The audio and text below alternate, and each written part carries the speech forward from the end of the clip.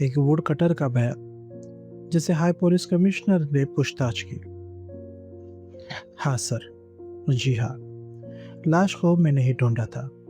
आज सुबह, जैसे आमतौर पर करता हूँ, मैं अपने रोज की सीडर की लकड़ी काटने गया था। तभी पहाड़ों की एक खो में बांस और सीडर के जंगल में लाश मिली। सटीक जगह यामाशीन स्टेज रोड से लगभग 150 मीटर दूर। ये एक सुनसान जंगल है, बांस और सीडर से भरा। लाश पेट के बल पड़ी थी, जिसने एक नीला रेशमी किमोनो और क्योटो स्टाइल का सिकुड़ा हुआ हेडड्रेस पहना था। सीने में एक तलवार का वार था और आसपास गिरे बांस के पत्तों पर खूनी फूलों के निशान थे। नहीं, खून अब नहीं बह रहा था, जख्म सूख गया था, मुझे लगता है। और हाँ, एक ग्लैड फ्लाई भी वहां चिपका था, मेरे कदमों की आवाज तक नहीं सुन रहा था। क्या पूछ रहे हैं कि मुझे तलवार या कोई ऐसी चीज दिखी? नहीं सर, कुछ नहीं। मैंने सिर्फ एक रस्सी पाई, पास के एक सीडर की जड़ के पास। और हाँ, रस्सी के अलावा एक कंघा भी मिला। बस इतना ही।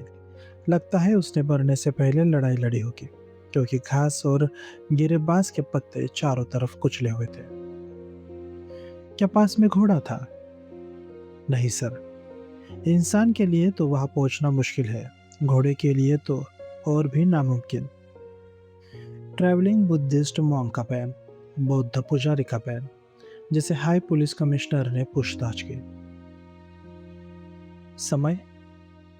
जी हाँ, कल दोपहर के करीब होगा। वह बदकिस्मत आदमी सोकियामा से यामाशीन की सड़क पर था। वह सोकियामा की ओर पैदल जा रहा था और उसके साथ एक औरत घोड़े पर थी, जिसे बाद में पता चला कि उसकी पत्नी थी। उसके सिर से लटकता स्कार्फ उसके चेहरे को छिपाए हुए था। मुझे सिर्फ उसके कपड़ों का रंग दिखा, एक बकाई रंग का सूट। उसका घोड़ा एक सुनहरा घोड़ा था, जिसके बाल सुंदर थे। औरत की हाइट और लगभग 4 फीट 5 इंच। क्योंकि मैं एक पुजारी हूँ, बौद्ध पुजारी हूँ, तो उसकी बारीकियों पर ध्यान नहीं दिया। हाँ, उस आदमी के पास तलवार के साथ साथ धनुष और तीर भी थे। और मुझे याद है कि उसके कोट में लगभग 30-22 तीर थे। मुझे उम्मीद नहीं थी कि उसे ऐसा अंत मिलेगा। सचमुच, इंसानी जिंदगी और उसकी बूंद या बिजली की कौन जितनी नश्वर है। मेरे पास उसके लिए हमदर्दी जताने के लिए शब्द नहीं है। पुलिस वाले का बयान, जिसे हाई पुलिस कमिश्नर ने पूछताछ की। जिसे मैंने पकड़ा, वह एक कुख्यात डकैत है, नाम ताजोमरू। जब मैंने उसे पकड़ा, वह घोड़े से गिरा हुआ था। वह अवतागुची के पुल पर करा रहा था। समय? कल रात की शुरुआती घड़ियां थी। रिकॉर्ड के लिए कहूँ तो कुछ दिन पहले मैंने उसे पकड़ने की कोशिश की थी, लेकिन वह भाग निकला। उसका गहरा नीला रेशमी किमोनो, एक सादी बड़ी तलवार पहने रखी थी, और जैसा आप देख रहे हैं, उसे कहीं से धनुष और तीर मिल गए। आप कहते हैं कि यह धनुष और तीर मरे हुए आदमी के जैसे लगते हैं, तो ताजोमरू ही कातिल होगा। चमड़े की पट्टियों से बंधा धनुष, काले रंग का कोट और 17 तीर, बाज के पंखों वाले, ये सब उसके पास थे, मुझे यकीन है। हाँ सर, घोड़ा, जैसा आप कह रहे हैं, सुनहरा घोड़ा है, सुंदर बालों वाला। पत्थर के फूल से थोड़ा आगे मैंने उसे सड़क के किनारे चरते पाया। उसकी लंबी लगाम लटक रही थी। सचमुच, घोड़े से गिरने में कोई नियति होगी। क्योटो में घूमने वाले सारे लुटेरों में ताजामुरो ने औरतों को सबसे ज्यादा परेशान किया है। पिछले सावन में एक औरत, जो शायद तोरेबी मंदिर के पीछे पहाड़ पर दर्शन करने गई थी, उसके साथ एक लड़की भी मारी गई। शक है कि यह उसका काम था। अगर इस अपराधी ने उस आदमी को मारा, तो आप नहीं बता सकते कि उसने उसकी पत्नी के साथ क्या किया होगा। कृपया इस मामले को देखें सर। बूढ़ी औरत का बयान, जिसे हाई पुलिस कमिश्नर ने पूछताछ की। हाँ सर, वह लाश, वह मेरी बेटी का शौहर है। वह क्योटो का नहीं है, वह वाकासा प्रांत के कोकोफू शहर का समुराई था। उसका नाम कानाजाओ नो ताकेहिको था और उम्र 26 साल थी। उसका स्वभाव नरम था, तो मुझे यकीन है कि उसने किसी को गुस्सा दिलाने का काम नहीं किया होगा। मेरी बेटी, उसका नाम मासूको है और उम्र 19 साल। वह हंसमुख है और मज़ेदार लड़की है, लेकिन मुझे यकीन है कि ताकेहिको के अलावा किसी और को नहीं जानती। उसका चेहरा छोटा, अंडाकार और गहरे रंग का है। बाई आँख के कोने पर एक तिल है। कल ताकेहिको मेरी बेटी के साथ वाकासा के लिए निकला था। कितनी बदकिस्मत है कि बात इतने दुखद अंत तक पहुंच गई। मेरी बेटी का क्या हुआ? मैं अपने दामाद को खोने के लिए तैयार हूँ, लेकिन अपनी बेटी का हार सोचकर चिंता से बेचैन हूँ। भगवान के लिए हर कोशिश करे उसे ढूंढने की। मैं उस डकैत ताजोमारू से नफरत करती हूँ, या जो भी उसका नाम हो। न सिर्फ मेरा दामाद, बल्कि मेरी बेटी भी। उसके बाद के शब्द आंसुओं में डूब गए। ताजोमारू का कबूलनामा। मैंने उसे मारा, लेकिन उस औरत को नहीं। वो कहाँ गई मुझे नहीं पता। रुकिए, कोई यातना मुझे वो नहीं बता सकती जो मुझे नहीं मालूम। अब बात इतनी बढ़ गई है तो मैं आपसे कुछ नहीं छिपाऊंगा। कल दोपहर थोड़ा आगे मैं उस जोड़े से मिला। ठीक उसी वक्त हवा का एक झोंका आया और उसका लटकता स्कार्फ फूट गया, जिससे मुझे उसका चेहरा झलक गया। तुरंत वह फिर छुप गया। शायद यही एक वजह थी। वह बोधिसत्वा जैसी लग रही थी। उसी पल मैंने सोच लिया कि चाहे उसे मारना पड़े, उसका शौहर को मारकर उसे पकड़ लूंगा। क्यों? मेरे लिए मारना उतना बड़ा मसला नहीं था जितना आप सोचते हैं। जब औरत को पकड़ा जाता है तो उसके शौहर को तो मरना ही पड़ता है। मारने में मैं अपनी तलवार का इस्तेमाल करता हूँ। क्या मैं अकेला हूँ जो लोगों को मारता हूँ? आप आप अपनी तलवार नहीं चलाते। आप अपनी ताकत और पैसे से लोगों को मारते हैं।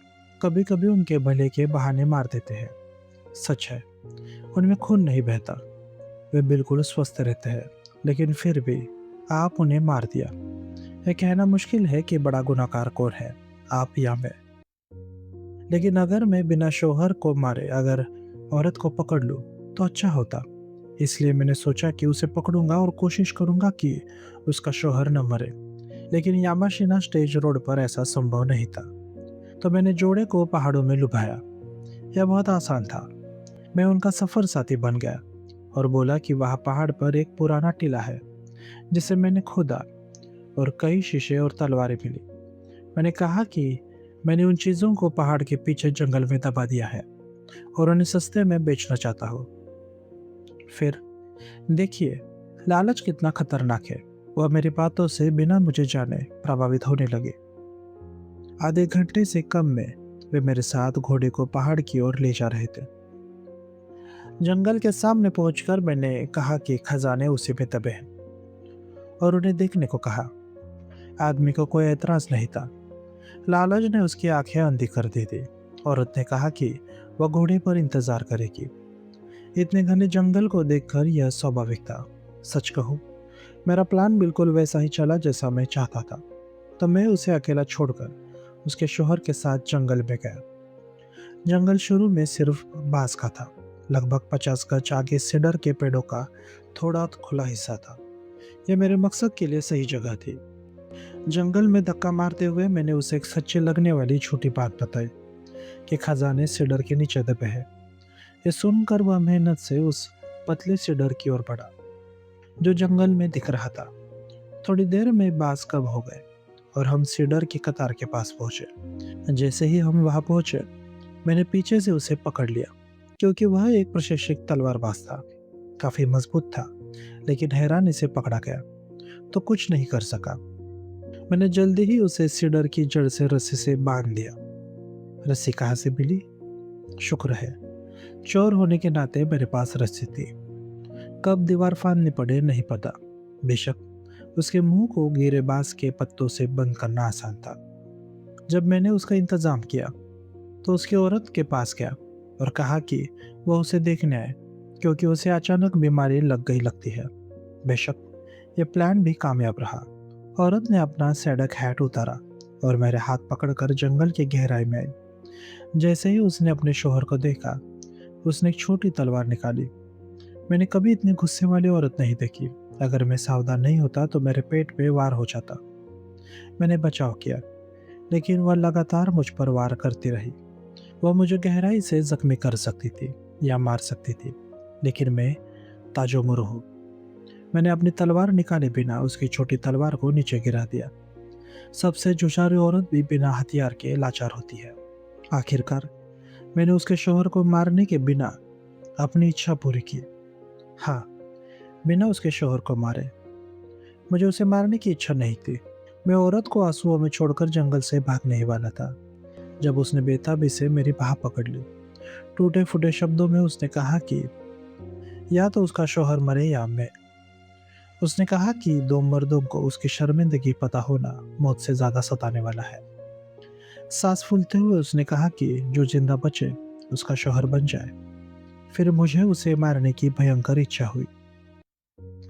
ऐसा बताने से शायद मैं आपको क्रूर लगूं, लेकिन आपने उसका चेहरा नहीं देखा, खासकर उस वक्त उसकी जलती आंखें। जब मैंने उसकी आंखों में देखा तो चाहा कि चाहे बिजली गिर जाए, उसे अपनी बीवी बनाओ, उसे अपनी बीवी बनाना। यह इच्छा मेरे दिमाग को भर गई। यह सिर्फ वासना नहीं थी, जैसा आप सोच सकते हैं। उस वक्त अगर मेरे पास सिर्फ वासना है तो मैं उसे गिराकर भाग जाता। फिर मेरी तलवार उसके खून से नहीं सनी होती। लेकिन अंधेरे जंगल में उसके चेहरे को देखते ही मैंने सोच लिया कि बिना उसे मारे वहां से नहीं जाऊंगा। लेकिन मुझे उसे गलत तरीके से मारना पसंद नहीं था। मैंने उसे खोला और कहा कि तलवार उसे लड़ाई करे। जो रस्सी से डर की चढ़ पर मिली, वही मैंने उसी वक्त छोड़ी थी। गुस्से से भरा उसने अपनी मोटी तलवार निकाली और बिना एक शब्द बोले फुर्ती से मेरे ऊपर झपटा। मुझे बताने की जरूरत नहीं कि हमारी लड़ाई का नतीजा क्या हुआ। 23वां वार। ये याद रखे, यह बात आज भी मेरे दिमाग में है। सूरज के नीचे किसी ने मुझसे 20 वार तक तलवार नहीं चलाई। जब वो गिरा, मैंने खून से सनी तलवार नीचे करके उस औरत की ओर देखा, लेकिन हैरानी से वो गायब थी। सोचा कि वह कहाँ भाग गई होगी। मैंने सिर डर के झुरमुट में उसे ढूंढा, सुना, लेकिन सिर्फ मरते हुए आदमी की कराह सुनाई थी। जैसे ही हमने तलवारें चलानी शुरू की, वह मदद के लिए जंगल से भाग गई होगी। यह सोचकर मुझे लगा कि यह मेरी जिंदगी और मौत का सवाल है। तो मैंने उसकी तलवार, धनुष और तीर लुटे पहाड़ी रोड पर भाग गया। वह उसका घोड़ा अभी भी चुपचाप चल रहा था। बात की बातें बताने से क्या फायदा, लेकिन शहर में घुसने से पहले मैंने अपनी तलवार से नाता तोड़ लिया। यही मेरा कबूलनामा है। मुझे पता है कि मेरा सिर फंदे पर लटकेगा, तो मुझे सजाए मौत देते। शिमोजी बंदिराई औरत का कबूलनामा। वह नीले रेशमी किमोनो वाला आदमी जिसने मुझे मजबूरी में झुकाया, मेरे बंधे शौहर को देखकर ताने से हंसा। मेरा शौहर कितना डरा होगा, लेकिन जितनी जोर से वह कराकर छटपटाया, रस्सी उतनी ही कसकर उसमें कटती गई। अपने आप को रोक न सका और मैं लड़खड़ाते हुए उसके पास भागी, या यूं कहूँ कि भागने की कोशिश की। लेकिन उस आदमी ने मुझे तुरंत गिरा दिया। ठीक उसी पल मेरे शौहर की आंखों में एक अनकहा प्रकाश दिखा, कुछ ऐसा जो बयान से परे था। आज भी उनकी आंखें मुझे सिरहन देती है। उस एक पल की नज़र जिसमें वह एक शब्द भी नहीं बोला, उसके दिल की सारी बातें बता गई। उसकी आंखों की चमक ना गुस्सा थी ना दुख, सिर्फ एक ठंडी रोशनी, घृणा की नज़र। उसकी आंखों की नज़र ने मुझे चोर के वार से ज्यादा हिला दिया। अपने आप को रोक न सका और बेहोश हो गई। कुछ वक्त बाद होश आया और देखा कि नीले कमोनो वाला आदमी चला गया था। सिर्फ मेरा शौहर से डर की जड़ से बंधा था। मैंने मुश्किल से बांस के पत्तों से खुद को उठाया और उसके चेहरे को देखा, लेकिन उसकी आंखों का भाव पहले जैसा ही था। उसके ठंडे घृणा के नीचे नफरत थी, शर्म, गम और गुस्सा। मैं नहीं जानती कि उस वक्त अपने दिल को कैसे बयान करूं। पैर लड़खड़ाते हुए मैं उसके पास गई। ताकि जीरो, मैंने कहा, क्योंकि बात इतनी बढ़ गई है, मैं तुम्हारे साथ नहीं जी सकती। मैं मरने का फैसला कर रही हूँ, लेकिन तुम्हें भी मरना होगा। तुमने मेरी शर्मिंदगी देखी, मैं तुम्हें ऐसा जिंदा नहीं छोड़ सकती। यही सब मैं कह सकी। फिर भी वह घृणा और तिरस्कार से मुझे देखता रहा। मेरा दिल टूट गया। मैंने उसकी तलवार ढूंढी, शायद डकैत ने ले ली थी। न तलवार थी न धनुष और तीर जंगल में दिखे। लेकिन शुक्र है कि मेरा छोटी तलवार पैरों के पास पड़ा था। उसे सिर पर उठाकर फिर कहा, अब अपनी जिंदगी दे दो, मैं तुरंत तुम्हारे पीछे आऊंगी।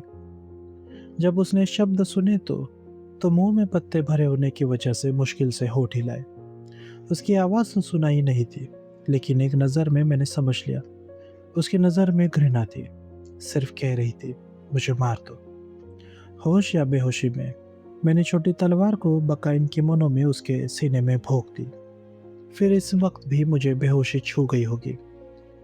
जब तक होश आया, वह पहले ही मर चुका था, अभी भी बंधा हुआ। सीडर और बांस के झुरमुट से ढलते सूरज की एक किरण उसके पीले चेहरे पर पड़ी।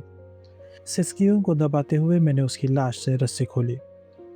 और उसके बाद मेरा क्या हुआ, इसके लिए मेरे पास ताकत नहीं बची। फिर भी मैं मर नहीं पाई। मैंने अपनी गर्दन में तलवार मारी, पहाड़ के नीचे तालाब में कूद गई और कई तरीकों से खुदकुशी की कोशिश की।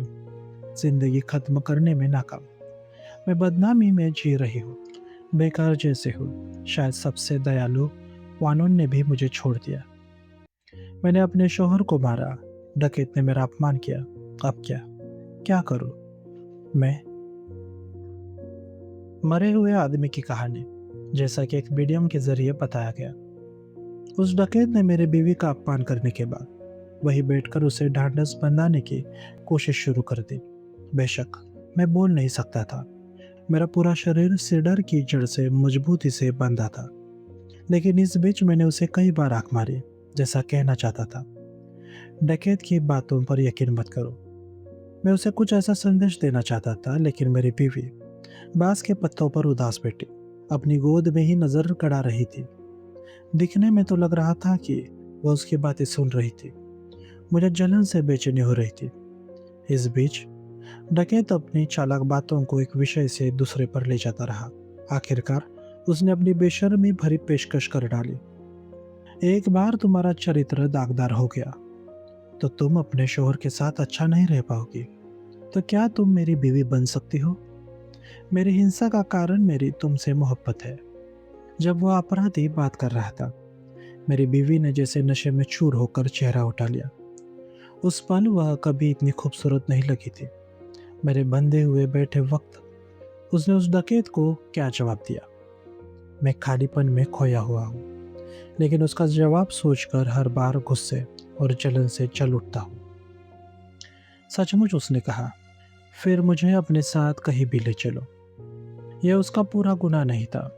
अगर यही सब होता तो मैं अंधेरे में इतना तड़पता नहीं। जब वह सपने में जैसे जंगल से बाहर जा रही थी, डकैत के साथ हाथ में हाथ डाले, अचानक उसका चेहरा पीला पड़ गया और उसने सीडर की जड़ से बंधे मुझे इशारा करके कहा, उसे मार डालो। जब तक वो जिंदा है मैं तुमसे शादी नहीं कर सकती। उसे मार डालो। उसने कई बार चीखा, जैसे पागल हो गई हो। आज भी ये शब्द मुझे अंधेरे के गहरे गड्ढे में धकेलने की धमकी देते हैं। क्या कभी किसी इंसान के मुंह से इतनी नफरत भरी बात निकली है? क्या कभी किसी इंसान के कानों में ऐसे अभिशाप भरे शब्द पड़े हैं? एक बार भी ऐसा। अचानक तिरस्कार की चीख के साथ इन शब्दों पर डकैत का चेहरा भी पीला पड़ गया। उसे मार डालो, वो चीखती हुई उसके हाथों से लिपट गई। उसे गौर से देखकर उसने न हाँ कहा न ना, लेकिन मैं उसका जवाब सोच भी नहीं पाया था कि वह बांस के पत्तों पर गिर पड़ी। फिर चुपचाप हाथ बांधकर उसने मुझे देखा और कहा, उसके साथ क्या करोगे? उसे मारोगे या बचाओगे? बस सिर हिलाना। मार डालोगे? इन शब्दों के लिए ही मैं उसका गुनाह माफ करना चाहता हूँ। जब मैं हिचकिचा रहा था, वह चीखते हुए जंगल की गहराई में भाग गई। डकैत ने तुरंत उसे पकड़ने की कोशिश की, लेकिन उसकी बाजू तक नहीं पकड़ सका। वह भागने के बाद उसने मेरी तलवार और धनुष तीर उठाए। एक बार में उसने मेरी एक बंधन काट दी। मुझे याद है वह बुदबुदाया, अब मेरी बारी है। फिर वह जंगल से गायब हो गया। उसके बाद सब चुप्पी में डूब गया। नहीं, मुझे किसी की रोने की आवाज़ सुनाई दी। बाकी बंधन खोलकर मैंने ध्यान से सुना और पाया कि वह मेरी खुद की रोने की आवाज़ थी। मैंने थकी हुई देह को सीडर की जड़ से उठाया मेरे सामने मेरी बीवी की छोड़ी हुई छोटी तलवार चमक रही थी। मैंने उसे उठाया और अपने सीने में भोंक दिया। मुंह में खूनी गुठली आई, लेकिन मुझे कोई दर्द नहीं हुआ। जब मेरा सीना ठंडा हुआ, सब कुछ कब्र में मरे लोगों की तरह शांत हो गया। क्या गहरी चुप्पी! पहाड़ों की खो में, इस कब्र के ऊपर आसमान में एक भी पक्षी की आवाज नहीं थी। सिर्फ एक अकेली रोशनी सीडर और पहाड़ पर टिकी थी। धीरे धीरे वो रोशनी फीकी पड़ गई, जब तक कि सीडर और बांस नजर से ओझल हो गए। लेटे लेटे मैं गहरी चुप्पी में लिपट गया। फिर मेरे पास कोई रेंगते हुए आया। मैंने देखने की कोशिश की कि वह कौन था, लेकिन अंधेरा पहले से ही मुझे चारों ओर जमा रहा था। कोई उसने अपनी अदृश्य हथेली से मेरे सीने की छोटी तलवार को धीरे से निकाल लिया। उसी वक्त फिर खून मेरे मुंह से बहा और आखिरी बार मैं अंतरिक्ष के अंधेरे में डूब गया।